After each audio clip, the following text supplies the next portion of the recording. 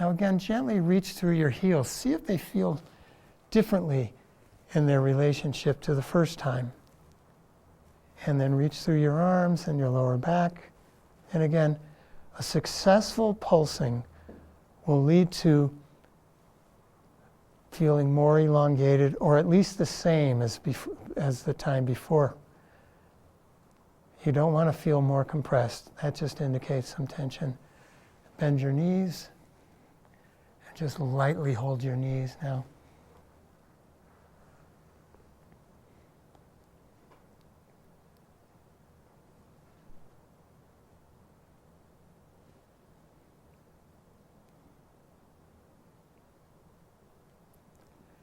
And then draw your shoulder blades up towards your ears, a slow movement, about 70% of what you can do, and down towards your feet or your pelvis, just lightly. Arms stay straight. So everything's being moved from your shoulder blades now. Before it was pretty much my biceps and triceps, and then everything else was inner tensegrity. This one's the shoulder blades.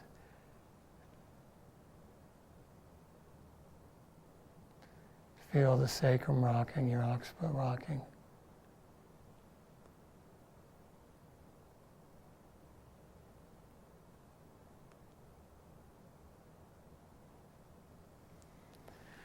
And set your feet down and bring the roll under your sacrum with the tail facing your heels.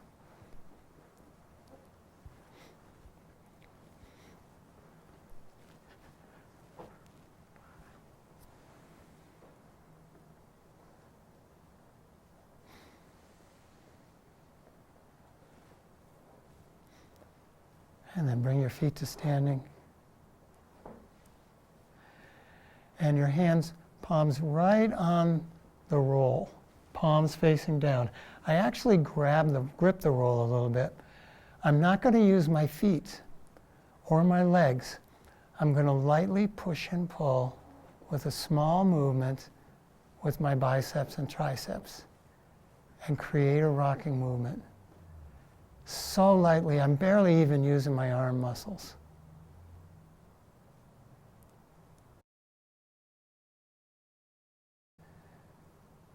Not using your feet at all. No pushing and pulling.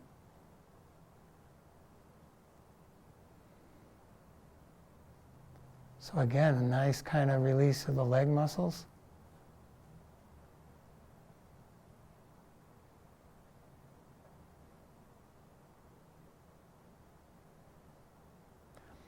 Let your knees sway just a few inches to the left. And if your arms get tired, give them a break.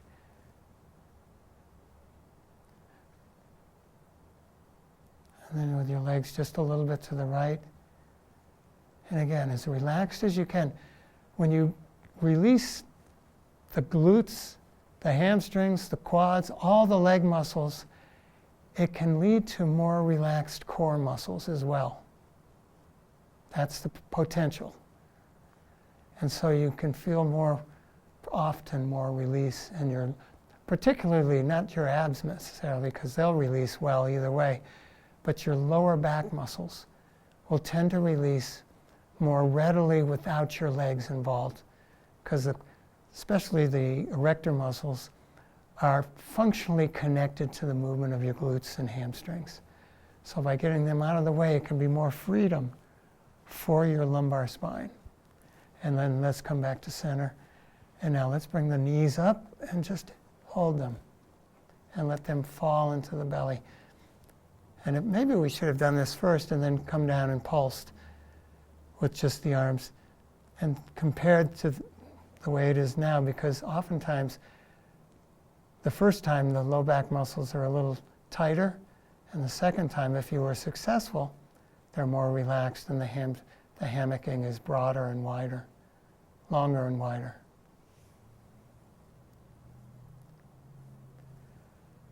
And then just open the knees and let your hands rest right on the inside to around the front to the outside of your knees. You're not pushing down towards the floor, but you're letting your hips just gently open, letting your lower back just release.